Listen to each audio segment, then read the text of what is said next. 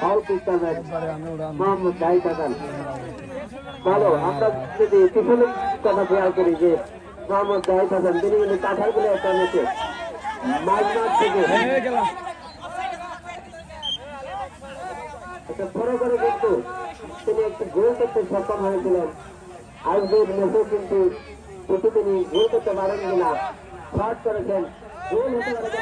অত্যন্ত শক্তিশালী ডিফেন্স, তারা কোনোভাবেই ডিফেন্সকে অতিক্রম করে গোল বারে কিন্তু বল পৌঁছাতে পারতেছে না। আবারও বল মাঠের বাইরে।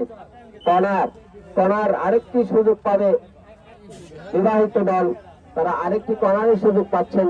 দেখা যাক কাজে লাগাতে পারেন কিনা, কর্নার থেকে একটা গোল তারা আদায় করতে পারে কিনা দেখা যাক। এই মুহূর্তে কর্নার কিন্তু শট করেছেন, বল কিন্তু একটু দূরে ছড়ে গিয়েছিল, সেখানে প্লেয়ার না থাকায় আক্রমণ সেভাবে হয় নাই। শট করেছেন, আবারও বল চলে গেল মাঠের বাইরে, কোনো বিপদ নাই।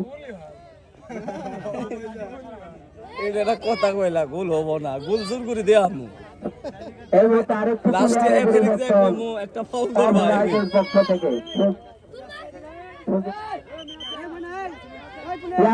শট করবেন, সুন্দর একটা পাস করবেন, সেখানে গোলও আছে। দেখা যাক বল তিনি রক্ষা করতে পারছেন না, সেখান থেকে পাস করে দিয়েছিলেন কিন্তু ভুল পাস। বল আবার মিনহাসের কাছে, শট করেছেন, পায়ে লেগে বল চলে গেল মাঠের বাইরে। আবারও একটা ডিফেন্স অত্যন্ত শক্তিশালী, যার কারণে এখনো কোনো দল ভুলে দেখা পায়নি। আক্রমণ মনের কিন্তু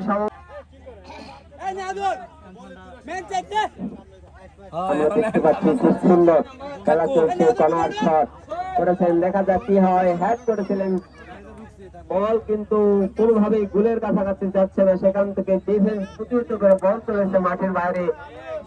রমজানের পায়ে পাস করে দিয়েছেন, গোল পাস চলে আসছে রমজান, আবার বল জাহিদের কাছে পাস করে দিয়েছেন, আলহাজ আছে, বিপদের সম্ভাবনা, গোল হতে পারে।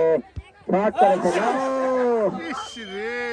সুন্দর চেষ্টা কিন্তু পাচ্ছে না, দেখা যাক কি হয়।